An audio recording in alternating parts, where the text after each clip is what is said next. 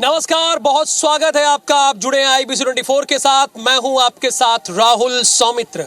और जैसा कि आप जानते हैं, IBC 24 प्रयागराज के महाकुंभ नगर पहुंचा है। यहीं पर लगातार 76 दिनों से IBC 24 कवरेज करेगा। यानी शुरुआत हमने 13 दिसंबर से की थी और 26 फरवरी तक, यानी 76 दिनों की लंबी कवरेज। और हर तस्वीर सबसे पहले IBC 24 आपको दिखाएगा।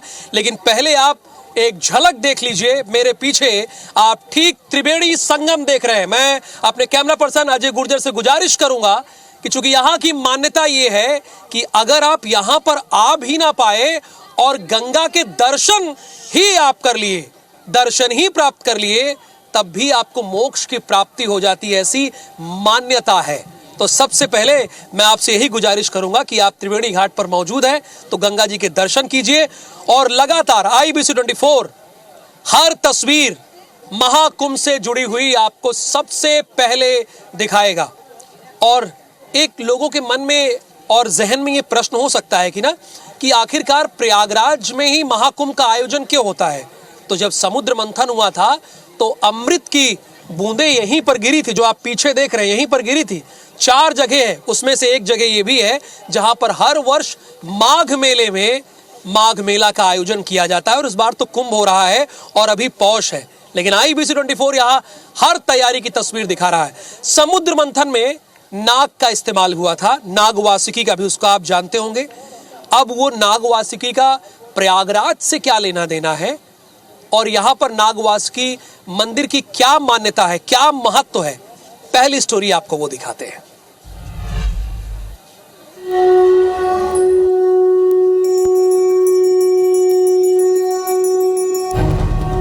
देवताओं और राक्षसों के बीच अमृत के लिए समुद्र मंथन हुआ।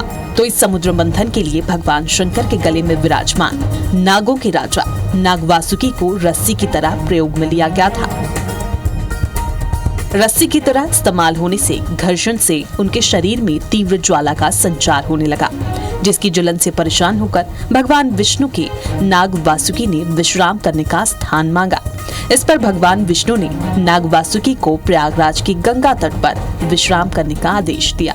यहाँ पहुंचकर नागदेव वासुकी ने हजारों साल तक विश्राम किया। फिर ब्रह्मा के द्वारा किए गए यज्ञ में शामिल होने के बाद जब यहाँ से जाने की बात कही तो भगवान विष्णु ने उनको यहीं पर विराजमान होकर लोगों का कल्याण करने की बात कही। तब से लेकर आज तक नाग वासुकी पावन धरती प्रयागराज में विराजमान है।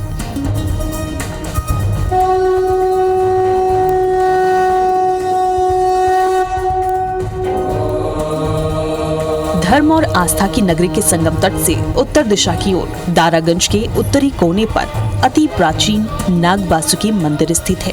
इस मंदिर में नागों के राजा वासुकी नाग विराजमान हैं। मान्यता है कि प्रयागराज आने वाले हर श्रद्धालु और तीर्थयात्री की यात्रा तब तक अधूरी मानी जाती है जब तक कि वो नाग वासुकी का दर्शन न कर लें।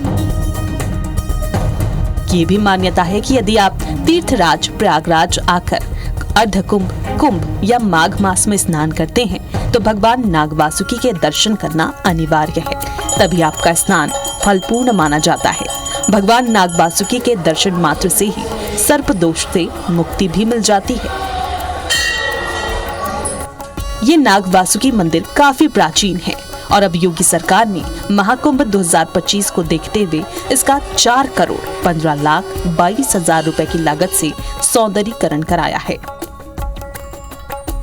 पूरे मंदिर को लाल पत्थर से सजाया गया है, जिससे पर्यटन को भी बढ़ावा मिल रहा है और श्रद्धालु भी मंदिर का नया रूप देखने पहुंच रहे हैं। तो इस साल तो महाकुंभ है, ऐसा कुंभ शायद ही कभी देखने को आएगा जितना योगी जी ने प्रयास किया है। ऐसा योग कम से कम 70-80 करोड़ आदमी कम से कम आता जाता रहेगा। यहाँ रोज आना कम से कम 3-4 लाख आदमी रोज दर्शन करने आएंगे स्नान के बाद।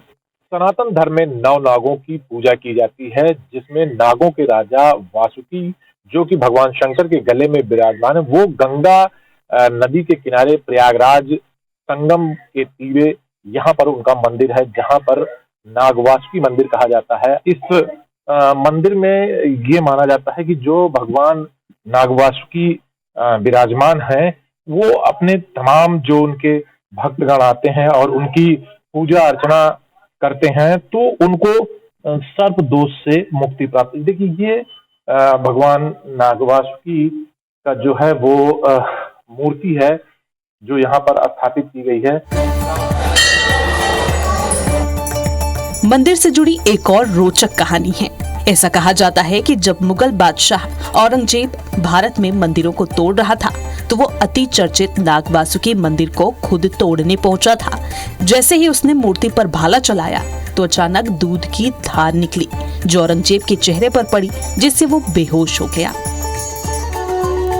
संदीप तिवारी, IBC 24, प्रयागराज। आध्यात्मिक सांस्कृतिक धरोहर का महापर्व प्रयागराज के महाकुंभ में अब शुरू हो गया है। आप जानते हैं कि देश ही नहीं विदेश से भी तकरीबन 45 करोड़ श्रद्धालु आस्था की डुबकी लगाने या यहाँ पर दर्शन करने आएंगे। तो जाहिर सी बात है यहाँ पर इस बार पहली मर्तबा है कि BBIP घाट का निर्माण किया गया है। चूंकि आपने देखा होगा कि उत्तर प्रदेश के मुख्यमंत्री, उत्तर प्रदेश सरकार के मंत्री कई VIPs को भी आमंत्रित करने गए थे, वहां पर पहुंचे थे। तो जब वो आएंगे तो वो किस घाट से स्नान करेंगे, इसका जायजा हमारी टीम ने लिया है। चलिए आपको एक रिपोर्ट ये भी दिखाते हैं। देखिए, कहा यह जा रहा है कि जन्म जन्म का पुण्य फले, आओ चलो सब कुंभ चले। तो देखिए आज IBC 24 आपको VBIP घाट दिखा रहा है। ये जो देख रहे हैं आप ठीक पीछे मेरे, ये VBIP घाट है जो तमाम VIPs लोग को इनवाइट किया गया है, बुलाया गया है। आपने देखा कि बाकायदा उत्तर प्रदेश सरकार के 2 मंत्री छत्तीसगढ़ के मुख्यमंत्री को निमंत्रण देने गए, मध्य प्रदेश के मुख्यमंत्री को निमंत्रण देने गए, या आपने देखा कि योगी आदित्यनाथ ने कई जगह पर निमंत्रण दिया, जैसे कि अंबानी बंधुओं को भी दिया, अनंत अंबानी को उन्होंने निमंत्रण दिया। तो जो VIPs लोग आएंगे वो स्नान कहाँ करेंगे, ये आपके मन में सवाल हो सकता है।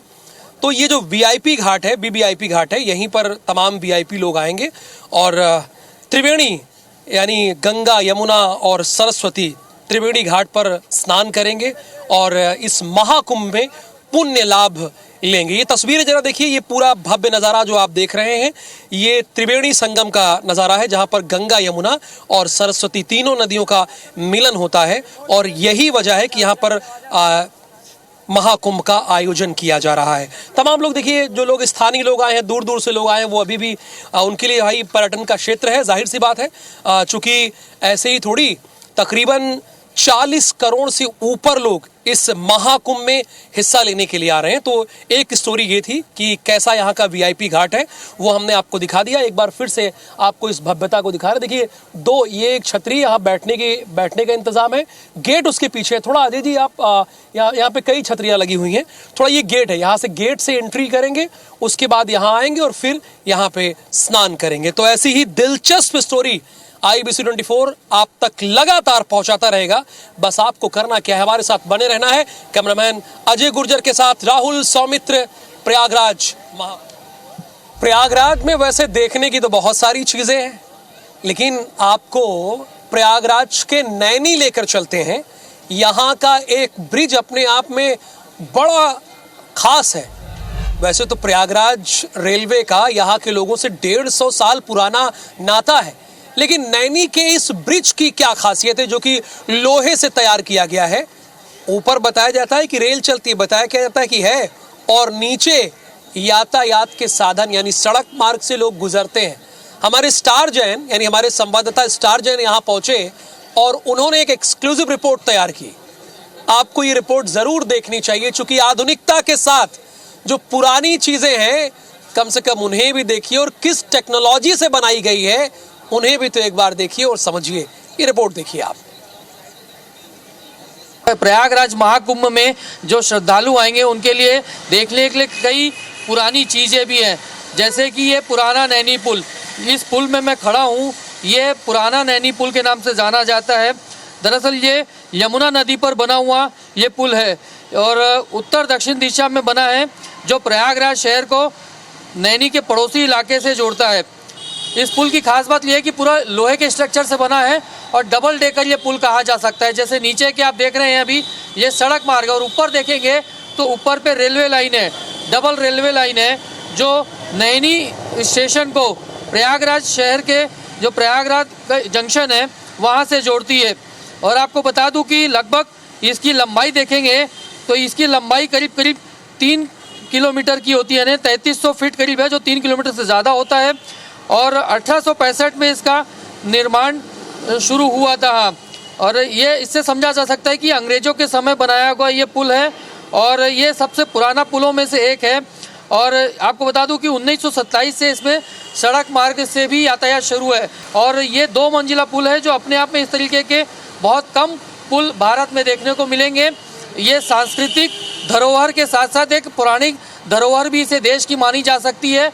और इससे आप पूरा यमुना नदी का देखेंगे और आगे जो दिख रहा है आपको वो नया पुल बनाया गया है, क्योंकि ये काफ़ी पुराना पुल हो चुका है। इसमें से हैवी ट्रैफिक अब अलाउ नहीं रहता, सिर्फ छोटी गाड़ी अलाउ रहती है, तो इसीलिए नया पुल बनाया गया है। तो आप जब प्रयागराज आएँ तो इस पुराने पुल को ज़रूर देखिए, क्योंकि ये हेरिटेज के तौर पर इसे रखा गया है, संरक्षित करके रखा गया है। यहाँ कैमरा में अजय गुर्जर के साथ स्टार जैन, IBC 24। आध्यात्मिक सांस्कृतिक धरोहर के महापर्व यानी प्रयागराज के महाकुंभ की महाकवरेज के लिए IBC 24 अगले 26 फरवरी तक लगातार हर तस्वीरें और हर स्टोरी यहां की साझा आपसे करता रहेगा। बस आपको जुड़े रहना IBC 24 के साथ, क्योंकि IBC 24 एकमात्र न्यूज चैनल है जो यहां लगातार 75 दिनों की मेगा कवरेज कर रहा है। बने रहिए IBC 24 के साथ। मुझे दीजिए अनुमति, नमस्कार।